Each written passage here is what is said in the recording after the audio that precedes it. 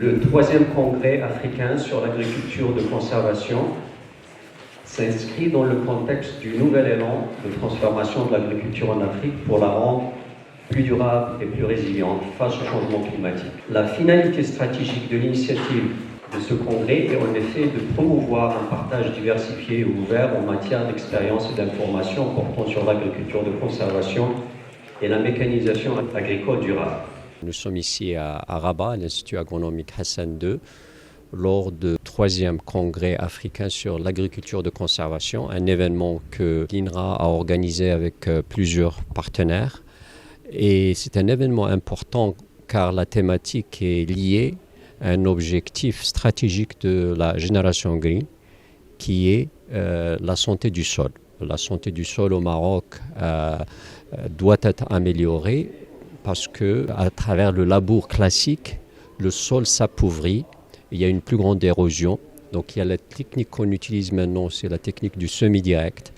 Et notre gouvernement, notre ministère a un objectif d'arriver à 1 million d'hectares de semi-direct à l'horizon 2030. Donc plusieurs partenaires du ministère, dont l'INRA, on a commencé à travailler sur ce sujet et on a réalisé à peu près 100 000 hectares cette année et un objectif donc d'aller vers 1 million. La thématique abordée est très importante, il y a eu différents sujets abordés, parmi lesquels les aspects de semoir, les aspects aussi de la matière organique, comment rétablir la matière organique dans le sol pour avoir une meilleure santé. Donc c'est un événement où il y aura sûrement des recommandations importantes pour nous aider à planifier, à réussir notre objectif du semi-direct. Il y a eu aussi la participation du privé à travers la mécanisation, l'utilisation de machines. Donc c'est important d'entretenir ces échanges avec les différents partenaires. Et je suis conscient donc qu'il y aura des recommandations positives qui vont nous aider à achever notre objectif. Le Maroc, sous l'égide du ministère de l'Agriculture et du Pêche maritime, Développement rural et eaux et forêts, et avec plusieurs partenaires publics et privés, notamment l'Institut national de la recherche agronomique, avec son consortium de recherche qui inclut aussi l'IAV Hassan II, l'ENA, et d'autres partenaires, notamment l'UM6P et aussi OCP, et aussi l'initiative El Moutmir, ainsi que l'Association marocaine de l'agriculture de conservation et d'autres partenaires comme le Crédit agricole et bien sûr l'IFAO et la Banque mondiale qui ont supporté l'organisation du programme, avec d'autres partenaires publics et privés, ont abrité ce 3e congrès africain sur l'agriculture de conservation qui s'organise presque tous les 4 ans. Et l'idée derrière, c'est d'échanger sur cette technologie de l'agriculture de conservation, essayer de la promouvoir à l'échelle de l'Afrique et surtout échanger, partager l'innovation.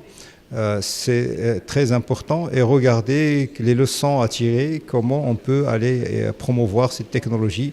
parce que le Maroc reste quand même un modèle du moment que dans la nouvelle stratégie Génération Green a proposé une initiative de 1 million d'hectares d'ici 2030 pour promouvoir cette technologie chez les agriculteurs, notamment dans l'aspect de semi-direct.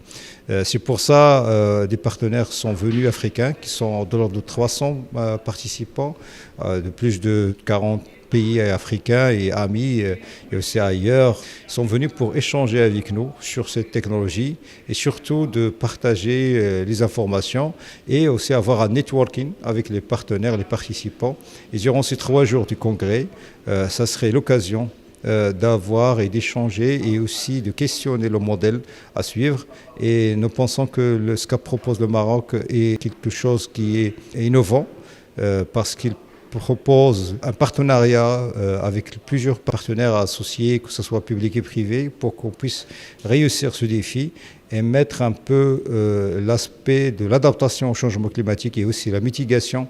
comme des outils possibles à travers l'agriculture de conservation, que ce soit en utilisant les bonnes pratiques agricoles basées sur le semi-direct ou aussi les services écosystémiques pour aider les agriculteurs et les fermiers pour adopter cette technologie. Ceci permettra dans un futur de rendre le Maroc comme un modèle et qui permettra aussi aux autres pays africains dans la coopération sud-sud d'apprendre de son modèle et essayer aussi de le dupliquer dans d'autres horizons.